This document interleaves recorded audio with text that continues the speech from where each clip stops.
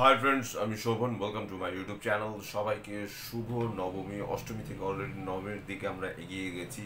তো আশা করি আপনারা সবাই পুজো ভালো করে কাটাচ্ছেন। তো যাই হোক, আমি এখন ইন্দু 3 এই ওয়েব সিরিজটা নিয়ে কথা বলবো, যেটা 27 সেপ্টেম্বর 2025-এ চলে এসছে। পুজোর মাঝে সিনেমা দেখা, সিরিজ দেখা, পরিবারকে সময় দেয়া অনেক একটা বিশাল একটা ব্যাপার। তো যাই হোক, আমি কিন্তু সিরিজটা দেখেছি আরও বেশ কয়েকদিন আগে, কিন্তু যাই হোক কোনো কারণে আমি আমি টাইম করে উঠতে পারিনি রিভিউ করার মতো। তা কেমন হলো, আমি ডিউরেশনের কথা যদি বলি, 2 ঘন্টা 54 মিনিট প্লাস এই ওয়েব সিরিজটার ডিউরেশন, মানে অলমোস্ট প্রায় 3 ঘন্টা টাইম ইনভেস্ট করে তবে আপনাকে দেখতে হবে। এবং ইন্দু কিন্তু হইচই ওটিটি প্ল্যাটফর্মের একটা বেশ জনপ্রিয় কিন্তু একটা ফ্র্যাঞ্চাইজ। ইন্দু 1 এবং ইন্দু 2 যদি আপনারা দেখে নেন, তাহলে কিন্তু ইন্দু 3 দেখতে আপনাদের খুব মানে খুব একটা অসুবিধা হবে না। কারণ ইন্দুর যে ক্যারেক্টারটা, যেটা ঈশা সাহা প্লে করছে, যেটা সে তার ক্যারেক্টার এবং অন্যান্য যে ক্যারেক্টারগুলো এবং যে ক্যারেক্টারগুলো মারা গেছে, তারা কেন মারা গেছে, ধূত্র ফুলের সেই বিষ বা মাছের মধ্যে যেটা পাওয়া যায় বা কুমড়োর মধ্যে, এবং বিভিন্ন ব্যাপারে, এবং যে পায়েল দিয়ে সে কেন পাগল হয়ে যায়, এবং মানে প্রত্যেকটা মিস্টিরিয়াস রহস্য রয়েছে। এবং এই সুঅর্থ বা সুঅর্থ দাদা এরকম কেন, সবসময় সন্দেহবাদী কেন, অনেক প্রশ্নের মুখোমুখি জানতে হলে কিন্তু আপনাদের ইন্দু 1 এবং ইন্দু 2 দেখে তবেই কিন্তু ইন্দু 3 আপনারা দেখলে পরে খুব ভালো। মানে চট করে হঠাৎ করে আপনারা যদি ইন্দু 3 দেখতে বসেন, তাহলে কিন্তু ক্যারেক্টারগুলোর সাথে আপনারা কিন্তু মানে আপনারা ঠিক ক্যারেক্টারগুলো ধরতে পারবেন না। এখানে ঈশা সাহা, সুহর্ত, পায়েল দে, যুধাজিৎ সরকার সহ আরও যারা যারা রয়েছে, তাদের প্রত্যেকের কাজই আমার বেশ বেশ ভালো লেগেছে। এবং ইন্দু 3ও মোটামুটি বেশ একটা এমনই একটা কাজ, যে কাজটা আপনি দেখা স্টার্ট করলে শেষ না করে আপনি উঠতে পারবেন না। কিন্তু তারপর আমি বলবো, সেখানে কিছু জায়গা অনেকটা আমার স্ট্রেচ মনে হয়েছে যে জিনিসটাকে অনেকটা বেশি মানে মানে টানা হয়েছে, ইলাবোরেট করা হয়েছে। এটাকে ইজিলি কিন্তু 2 ঘন্টা 15 মিনিট বা 2.5 ঘন্টার মধ্যে শেষ করাই যেত, সেটাকে 3 ঘন্টায় নিয়ে যাওয়ার কোনো ব্যাপারই ছিল না। তো যাই হোক, এখানে স্ক্রিন প্লের স্বার্থে জিনিসটাকে বাড়ানো হয়েছে। এবং আমার কিন্তু ইন্দু 3 বেশ ভালো লেগেছে। ঈশা সাহেব যথেষ্ট ফাটিয়ে এখানে অভিনয় করেছে।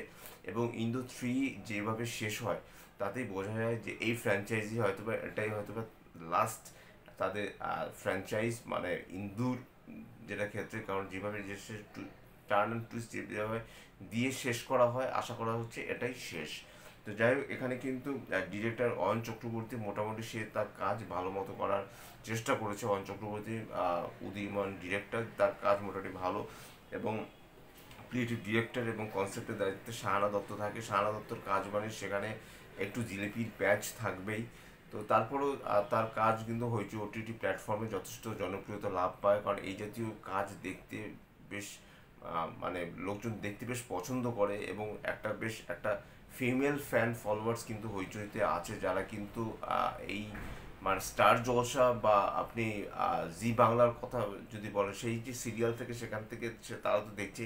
প্লাস তার সাথে সাথে ওটিটি প্ল্যাটফর্মেও যে এই জাতীয় যে এই বিভিন্ন রকমের যে কি বলবো, মানে কঠিন রিলেশন এবং কঠিন কঠিন ব্যাপার রিলেশনের মধ্যে, এবং এমন এমন কিছু ব্যাপার এখানে ঘটে। যেমন সুব্রতর ক্যারেক্টারটাই কিন্তু মানে একটা ইমপ্রেসিভ একটা ক্যারেক্টার, মানে তার ক্যারেক্টারটার মধ্যে বেশ কিছু শেডস রয়েছে, যার জন্য কিন্তু সুব্রত ক্যারেক্টারটা কিন্তু এখানে সব থেকে বেশি ইন্টারেস্টিং। আমার কিন্তু তার কাজ, তার অভিনয় খুব ভালো লাগে। যুধাজিৎ সরকার যতটুকু সময় আসছে ভালো লাগে, যদিও যুধাজিৎ সরকার তাকে কিন্তু এখনো আন্ডাররেটেড অ্যাক্টর, তাকে ঠিকঠাক মতো ইউজ করা হয় না।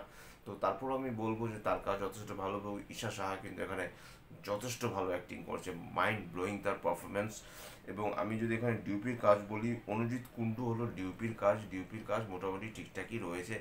একটা সেটে ফেলে সেই কাজটাকে করা, এখানে হইচই কিছু সেট রয়েছে, মানে সেই সেটগুলো কমন সেট।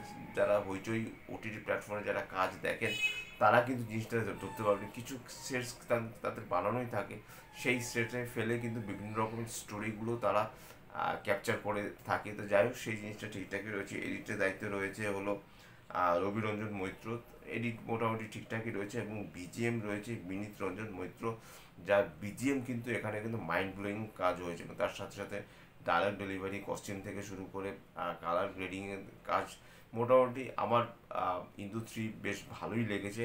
বেশি কিছু বলবো না, কারণ ইন্দু 3-তে একদম শেষে গিয়ে যেভাবে টার্ন অ্যান্ড টুইস্টটা আসে সেটা কিন্তু একদম মানে আমি একদম দেখে দিতে ছিটকে গেছি। আমি বুঝতেই পারিনি যে সেই অ্যাকচুয়ালি মেইন কালপ্রিট। অ্যাকচুয়ালি সেই জিনিসটাই হয়ে থাকে, আমরা যাকে মেইন কালপ্রিট ভেবে বসি সে কিন্তু অ্যাকচুয়ালি সেটা হয় না। এখানে কিন্তু সেই জিনিসটা আহ, মানে হয়েছে একদম, মানে কি বলবো, একজনের দোষ আরেকজন স্বীকার করে নিচ্ছে। এবং যদিও সেটা একটা ঈশা সাজদা পুলিশের সাথে একটা মানে একটা প্যাচ আপ করে নিয়ে তবেই কিন্তু সেই ইনসিডেন্টটা ঘটিয়েছিল। তো যাই হোক, সব মিলে কিন্তু ইন্দু 3 একটা বেশ অন্যরকম ওয়ান টাইম ওয়াচের জন্য আপনারা দেখতেই পারেন। আর অলরেডি অনেকে দেখেও নিয়েছেন, আমি রিভিউ অনেকদিন পর করছি সেটা তো বড় কথা না। ইন্দু 3 আমার অলমোস্ট অনেকেই দেখে নিয়েছে, এবং ট্রেলারটাও কিন্তু টিজারটাও কিন্তু বেশ ইমপ্রেসিভ ছিল। এবং ঈশা শাহর অভিনয় সত্যিকার অর্থে ঈশা শাহর জন্যই কিন্তু এই সিরিজটা দেখা। আমার কিন্তু ঈশা শাহর অভিনয় যথেষ্ট ভালো লাগে, এবং সে এখানে কিন্তু তার পারফরমেন্স নিয়ে কোনো কোনো কথা হবে না, সে একাই কিন্তু সিরিজটাকে পুল অফ করে নিয়ে গেছে। সিরিজটা কিন্তু যথেষ্ট ভালো। তো এটাই ছিল আমার ইন্দু 3 ওয়েব সিরিজের রিভিউ।